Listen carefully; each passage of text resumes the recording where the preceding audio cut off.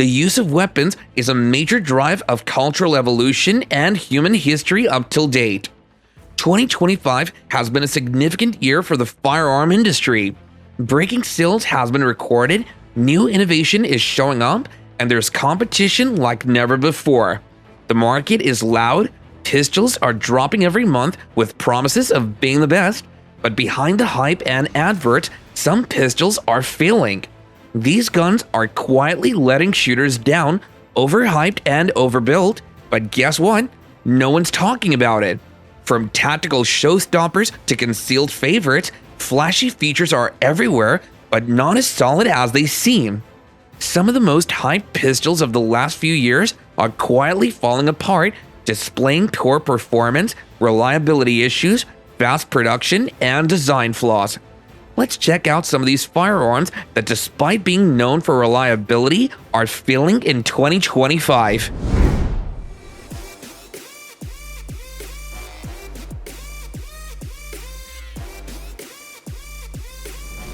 The Walther PPQ is a semi-automatic pistol used by law enforcement, security forces, and the civilian shooting market. This pistol is a variant that has a firing mechanism that's been modified for operations in and near water. The PPQ is chambered in 9mm with a barrel length of about 4 or 5 inches depending on the model.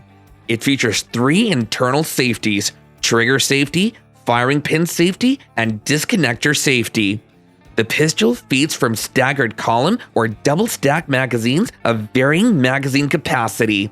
The Walther PPQ was once the gold standard among striker-fired pistols and was known for its triggers, but right now in 2025, it feels outdated. There are prevalent compatibility issues with modern optics and accessories. It's quite an accurate pistol, but in this era where pistols are modular, optics ready, and aggressively upgrading year after year, it's stuck in 2017.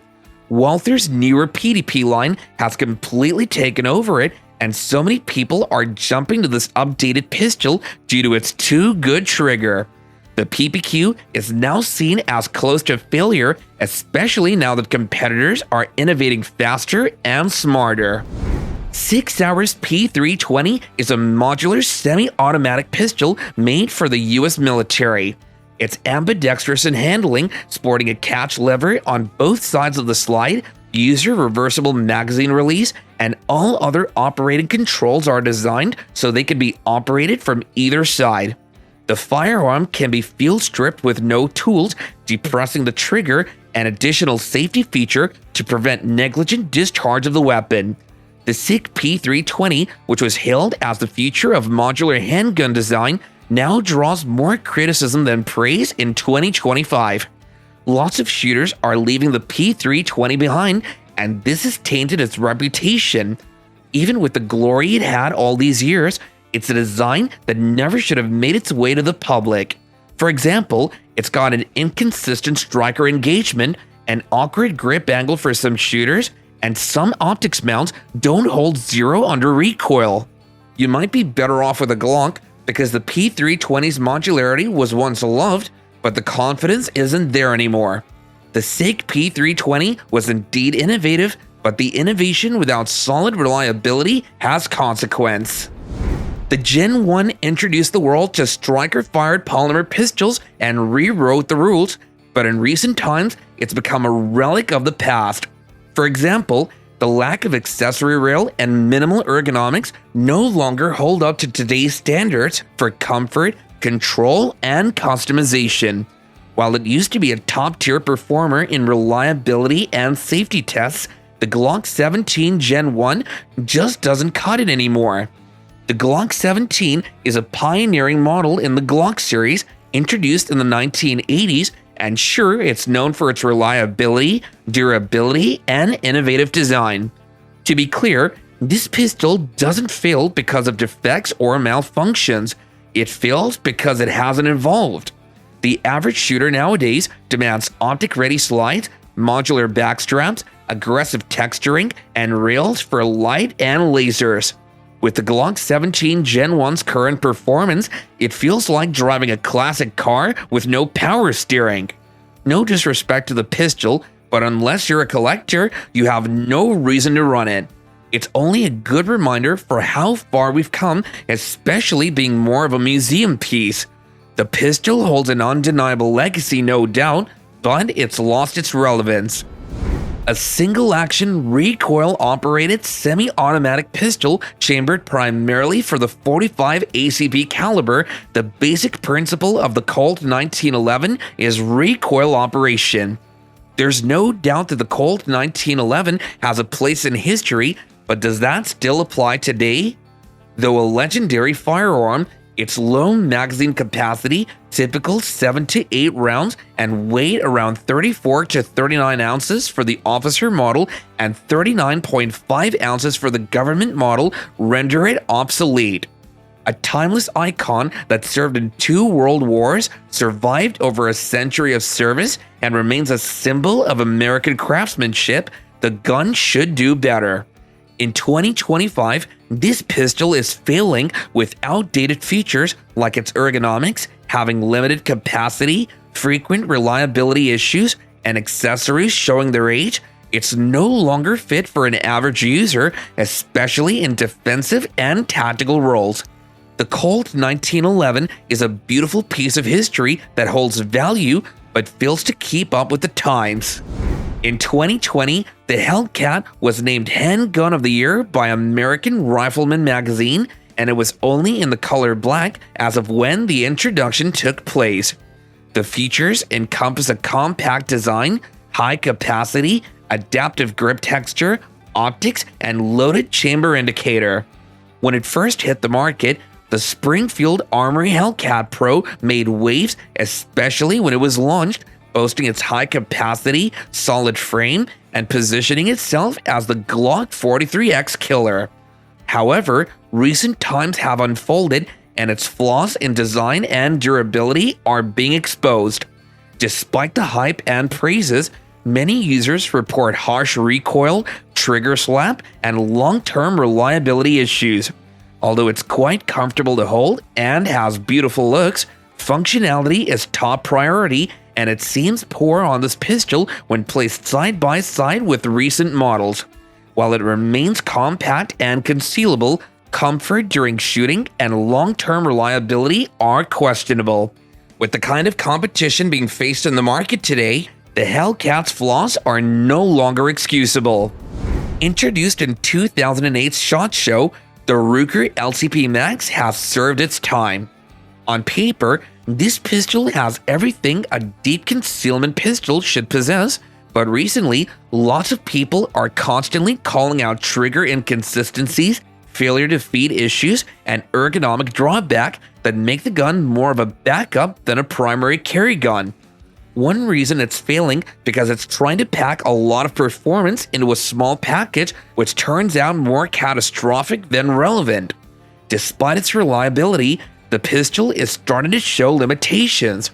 Lots of users find it unpleasant to shoot as it appears very stiff and is no longer the reliable self-defense pistol that it was. It's good for pocket carry and low-profile situations. While it may be great in size, you might lose balance trying to shoot it. The Ruger LCP Max is indeed lagging behind, and people are beginning to realize that. The Celtic P11 used an aluminum and receiver inside a polymer grip housing held on with polymer pins. The slide, barrel, and the magazine are steel. It has accessories such as trigger shoes, finger rests, best clips, steel guide rods to replace the factory-installed polymer guide rod, night sights, and others. It weighs about 14 ounces and is designed for concealed carry for the public and law enforcement officers. It also has high capacity, but despite all of this, the Celtic P11 is failing now. This was a gun that once had a place on the market, but today it's completely outclassed. In a world where shooters expect comfort and performance even in budget pistols, negative reports keep coming in from long-term users of this handgun. Even from experience, I can tell that this was a good handgun, but that was like 15 years ago. I'd rather carry a snub-nosed revolver than this, as you can't even shoot accurately under pressure. So therefore, It's time to retire this pistol for good. Taurus designed the PT-11 Millennium to contend in the civilian concealed carry firearms market and to be sold as a backup weapon for law enforcement officers.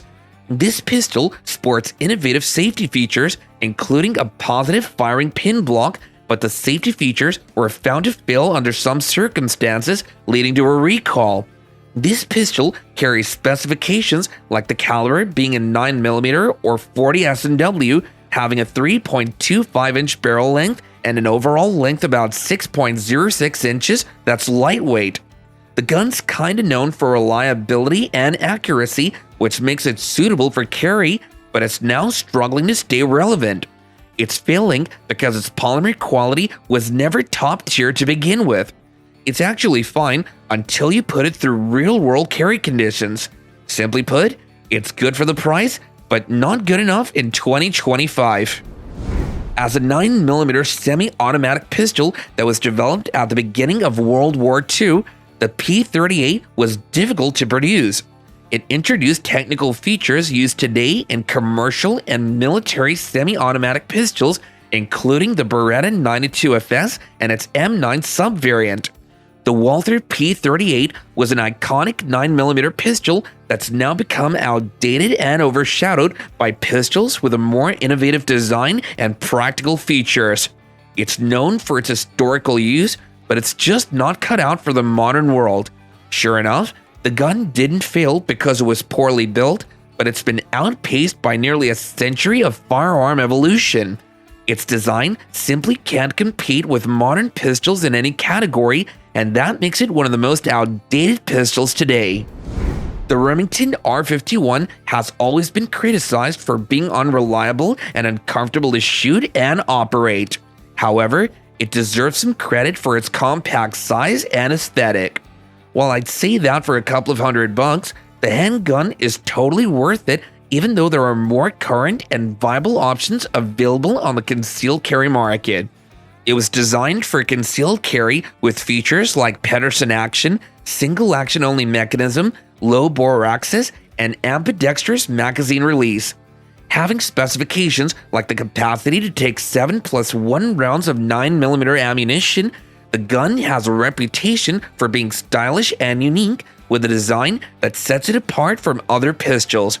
But the R51 has failed in recent times, suffering from reliability issues, feeding problems, and a very difficult slide. It was a disaster from the factory. Though pretty, it's no longer supported in real time. Remington tried to salvage their reputation, but the design simply didn't work well. The gun market is now louder than ever, but some pistols aren't holding up.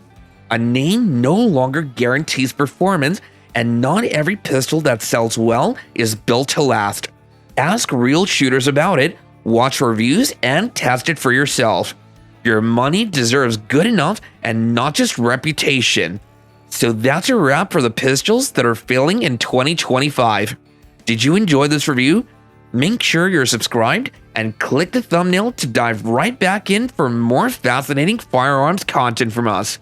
Also, don't forget to share this video with a friend and family member, as well as leave us your thoughts in the comments down below. Thank you so much for watching, and we'll see you later.